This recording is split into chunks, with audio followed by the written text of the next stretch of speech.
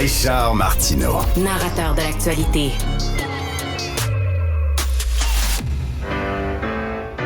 We don't eat pigs, you don't eat pigs. It seems it's been that way forever. So if you don't eat pigs, we don't eat pigs. Why not eat pigs together? Ça, c'est quoi, ce Guy Perkins, blogueur militant pour la laïcité et la pensée critique? C'est le Peace Anthem for Palestine. C'est de qui, ça? C'est de Tim Minchin. C'est un humoriste britannique qui fait de l'humour beaucoup par la chanson.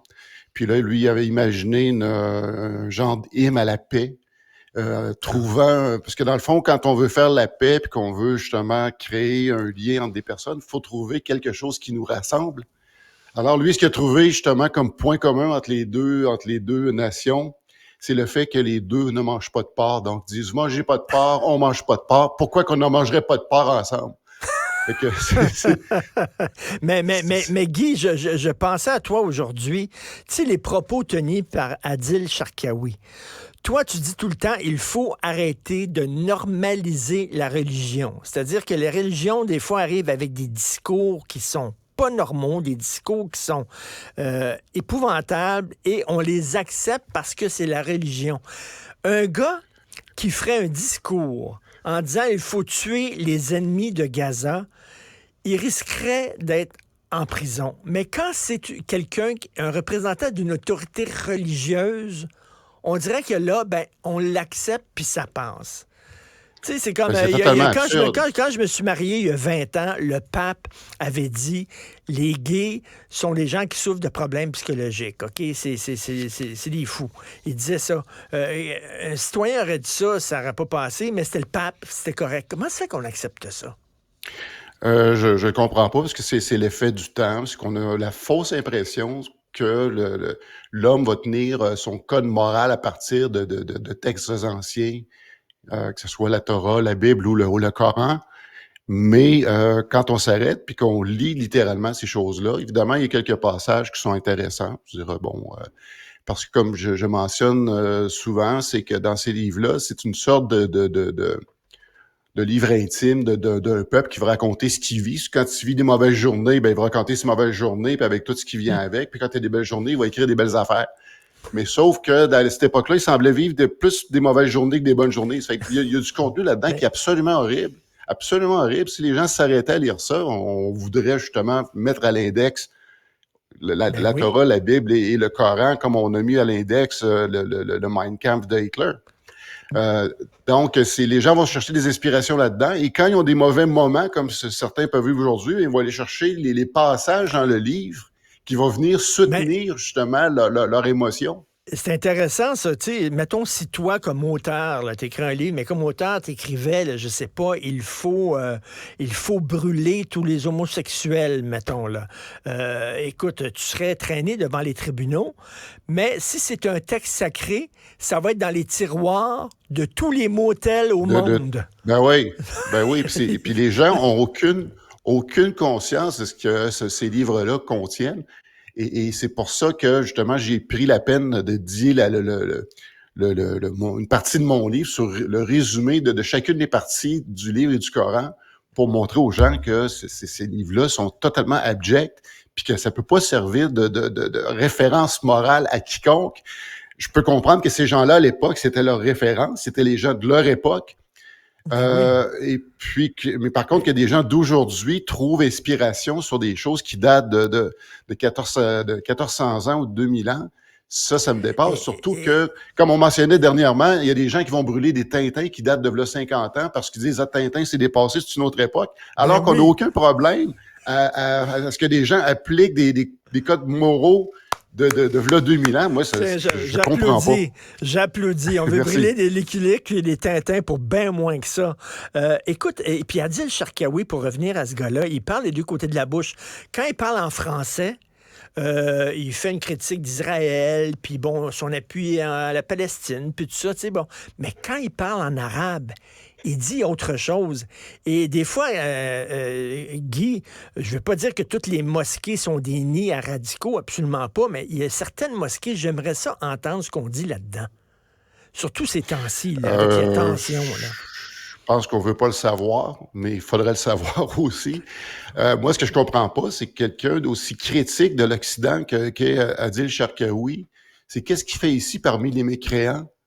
Euh, je comprends pas le fait Ben qu'il insiste à demeurer oui. ici. Est-ce que c'est quoi son plan? Est-ce qu'il y a un plan tout d'abord? Puis s'il déteste tant l'environnement dans lequel il opère, puis justement les valeurs qu'on cultive ici puis qu'on a, mais je comprends pas c'est quoi son Et- insistance à demeurer parmi les mécréants.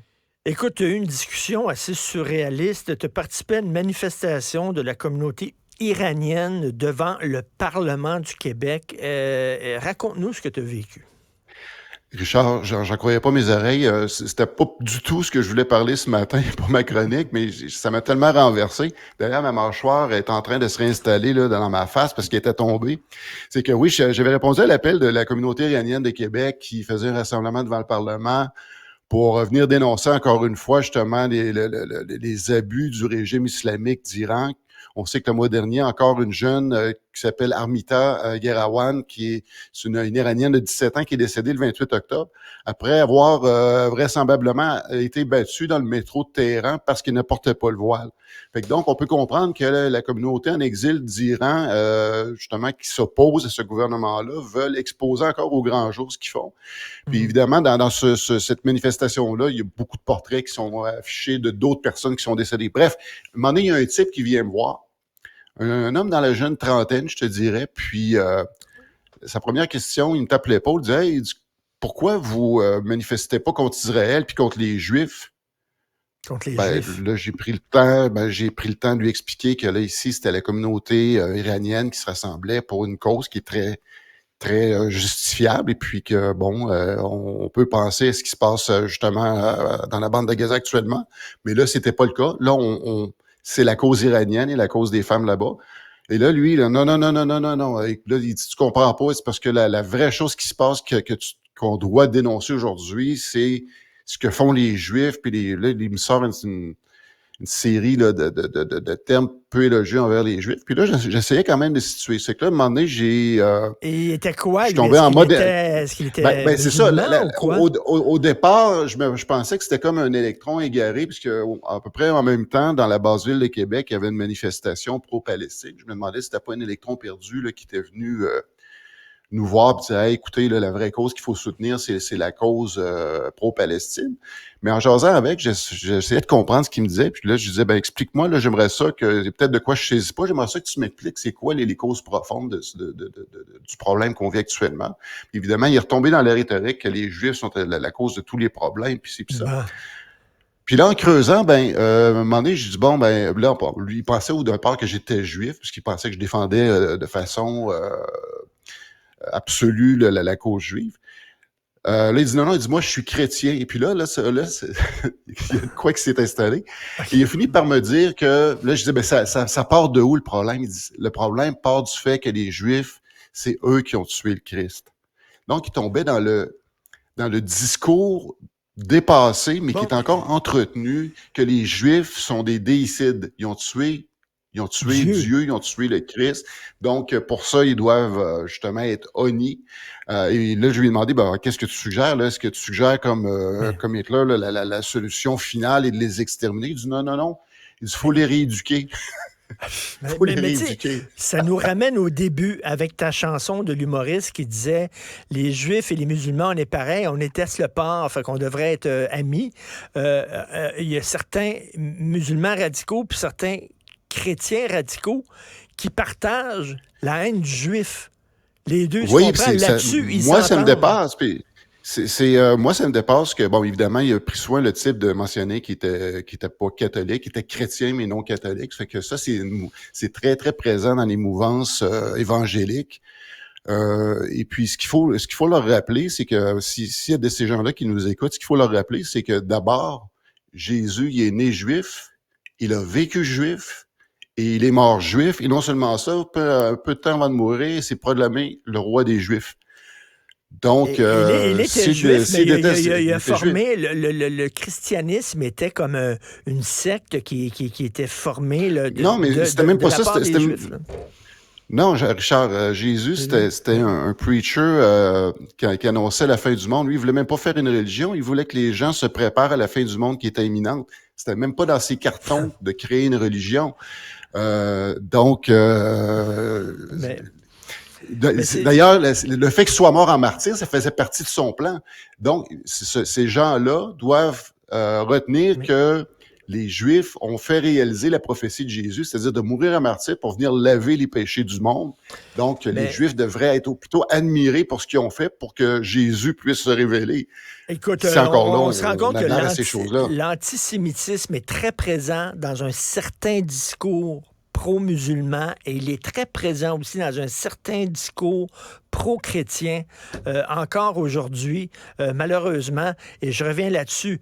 Comment ça se fait qu'on accepte des discours haineux sous prétexte que, ah oui, mais ça fait partie de la religion. C'est dans la religion, c'est correct. J'espère, écoute, Guy, j'espère qu'il va y avoir des accusations pour discours haineux contre Adil Ben Sharkawi. absolument, absolument, J'espère. rien de moins. C'est ce qu'il faut parce que c'est quoi la prochaine étape? Parce qu'on va dire, ah, c'est des coucous isolés. Mais je m'excuse, des coucous comme celui que j'ai rencontré ou des Adil Sharkawi, tu sais, ça n'en prend pas beaucoup. Ça a pris 19 personnes, 19 coucous pour mettre 2 tours à terre à New York. Ça a pris un seul coucou à Québec pour descendre dans une mosquée pour tirer tout le monde. Fait que c'est pas la quantité qui compte, c'est le niveau de motivation et les moyens qu'ils ont derrière eux pour faire je ne sais quoi. Mais par contre, ça regarde rien de bon quand on regarde le genre de discours qu'ils vont lire dans les livres sur lesquels ils se réfèrent. Ça me dépasse. Et puis, tu parles d'antisémitisme, mais il y a l'antisionisme là, qu'on va entendre plus à gauche. La ligne devient mince entre l'antisionisme et l'antisémitisme parce que ça devient un prétexte de haine des Juifs. Et puis, ça vient donner du poids à la théorie du fer à cheval, là, c'est-à-dire de la séparation de la gauche et de la droite.